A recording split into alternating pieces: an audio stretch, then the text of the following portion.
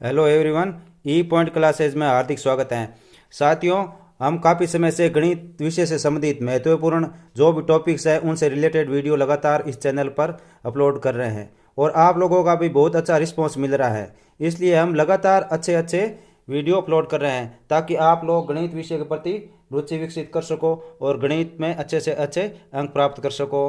साथियों, अब हम लगातार कक्षा 8 गणित विषय से संबंधित वीडियो अपलोड करें। आने वाले समय में हम कक्षा 5 से लेकर 10 तक के प्रत्येक टॉपिक के प्रत्येक प्रश्नावली के अनुसार वीडियो अपलोड करेंगे। इसलिए आप लगातार हमारे साथ बने रहें और इस चैनल को सब्सक्राइब करें तथा बेल आइकन दबाकर नोटिफिकेशन ऑन करें ताकि जैसे ही वीडियो अपलोड किए आप तक पहुंच सके और आप लगातार इस चैनल को देखते रहें ताकि आप गणित से संबंधित महत्वपूर्ण जानकारी प्राप्त कर सकें।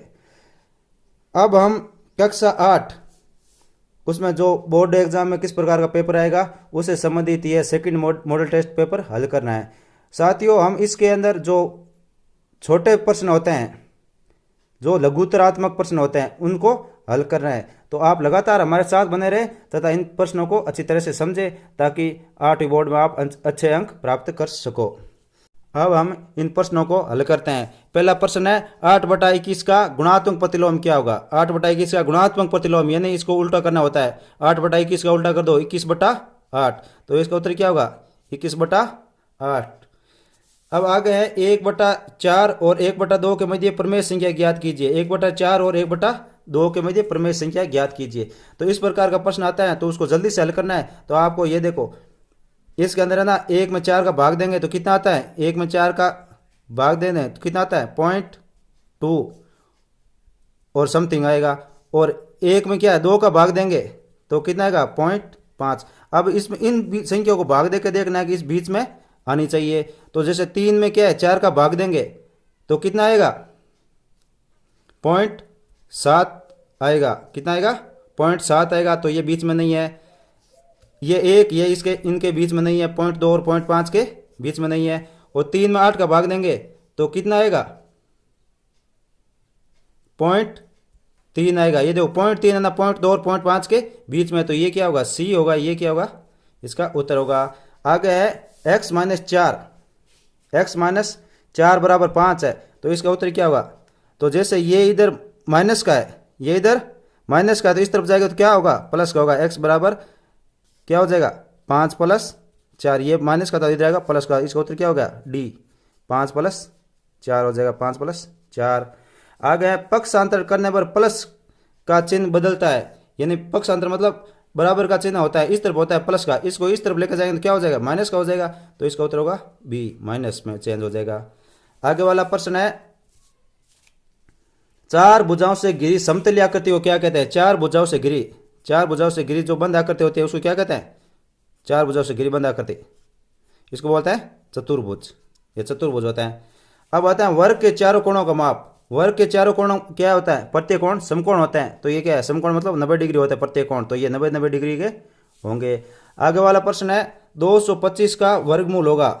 225 का वर्गमूल निकालना है तो अपने इसका क्या करेगा भाज्य गुणनखंड करेंगे। 225 का भाज्य गुणनखंड करो तो इसमें सबसे पहले देखो 5 6 7 8 9 हो रहा है तो इसमें 3 का भाग जाता है, इसका अर्थ है इसमें 3 का भाग जाएगा। कितनी बार जाएगा 75 बार। 75 में 3 का भाग देंगे 25 में 5 का भाग देंगे तो कितनी बार 5 बार। 5 में 5 का भाग दिया 1। अब 2 के जोड़े बना लो, ये इस जोड़े का 3 और इस जोड़े का 5। 5 को 3 से गुणा किया कितना है 15। तो इसका वर्गमूल क्या हो जाएगा, इसका वर्गमूल होगा 15। अब लास्ट पर ये प्रश्न, इसमें इसका वर्गमूल ज्ञात करना है। इस वर्गमूल में अंकों की संख्या क्या होगी। तो ये है जैसे इकाई, दाई, सैकड़ा, हजार, 10,000। इकाई, दाई, सैकड़ा, हजार, 10,000, 14,400। इसका क्या है, इसका वर्गमूल निकालना है। तो इसका वर्गमूल क्या होगा, इसका वर्गमूल होगा 120 × 120, 2 जोड़े बनेंगे तो ये 120 होगा। इसका वर्गमूल क्या होगा 120। तो 120 में कितने अंक है, 120 में कितने अंक है 3 अंक है, 1 2 3। तो इस आगे क्या करें वर्गमूल में अंकों की संख्या, वर्गमूल अंकों की संख्या कितनी है 3, क्या होगी 3। इस तरह से आगे का प्रश्न है व्यंजक a² + 2ab + b² का गुणनखंड है। तो a² + 2ab + b² ये किसके बराबर होता है, ये होता है a + बी के होल स्क्वायर के बराबर। तो इसमें देखो ए प्लस बी का होल स्क्वायर कौन सा है, तो इसका उत्तर होगा ये गुणनखंड। आगे मूल बिंदु के निर्देशांक, मूल बिंदु के निर्देशांक क्या होता है, 0 0 होता है। ये मूल बिंदु होता है, जैसे ये एक्स एक्सिस और वाई एक्सिस, इनको जो मिलाते हैं उसको मूल बिंदु बोलते हैं, और इसका निर्देशांक होता है 0 0 होते हैं। अब आगे प्रश्न है इसमें 8/5 एक्स स्क्वायर में एक्स स्क्वायर का गुणा क्या है, तो एक्स स्क्वायर के साथ में क्या है 8/5, तो ये इसका क्या होता है, ये इसका गुणक होता है, तो इसका उत्तर क्या होगा 8/5। अब आगे वाले प्रश्न है इसमें क्या है 8x square plus 2xy plus 3x square plus 2y square में y स्क्वायर का गुणा क्या है, तो y के साथ में कौन सी संख्या है, y के साथ में 2 है, तो इसका गुणा क्या हो जाएगा 2 हो जाएगा। अब 3 की घात 0 का मान, 3 की घात 0 का मान, अगर कोई भी संख्या हो अगर उसकी घात 0 होती है, जैसे x की घात 0, 5 की घात 0, 10 की घात 0, तो इन सभी का मान क्या आता है, इनके बराबर होता है 1, इनका मान होता है 1। अगर कोई भी संख्या की घात अगर 0 है तो उसका मान होता है 1, तो 3 की घात 0 का मान क्या होगा 1। आगे 6x और 18xy में सार्वगुणनखंड, यानी इसमें क्या कॉमन क्या चीज़ है वो उस सार्वगुणनखंड होगा। जैसे 6x और 18xy, इधर 6x है, 18 को क्या लिख सकते हैं 3 गुणा 6, 6x और y, तो इसमें देखो ये 6x है और इधर 6x है, तो इस दोनों में कॉमन क्या है 6x, तो ये इसका सार्वगुणनखंड क्या हो जाएगा 6x हो जाएगा। अब 3 से विभाज्य संख्या, 3 से विभाज्य संख्या कौन सी होगी, तो अगर ये दो संख्या इनको जोड़ेंगे, अगर इनको जोड़ने पर जो संख्या प्राप्त होगी उसमें 3 का भाग जाता है तो वो 3 से विभाज्य होगी। अब 8 और 2 कितने होते हैं, 8 और 2 10 होते हैं, 10 में 3 का भाग नहीं जाता है तो ये 3 से विभाज्य नहीं है। 9 और 7 कितने होते हैं 16, 16 क्या है 3 से विभाज्य नहीं, तो ये 3 से विभाज्य नहीं होगा। 4 और 1 कितने होते हैं 5, तो 5 और 3 का भाग नहीं, तो ये विभाज्य नहीं है। 7 और 8 कितने होते हैं 15, 15 में 3 का भाग जाता है तो ये विभाज्य है। अब आगे आता है रिक्त स्थान। रिक्त स्थान में देखो पहला क्या है, यदि किसी संख्या में इकाई का अंक सम संख्या हो तो वह संख्या है, यानी इकाई का अंक सम संख्या हो तो वह संख्या क्या होगी, किससे विभाजित होगी 2 से विभाजित होगी, 2 से विभाजित होगी।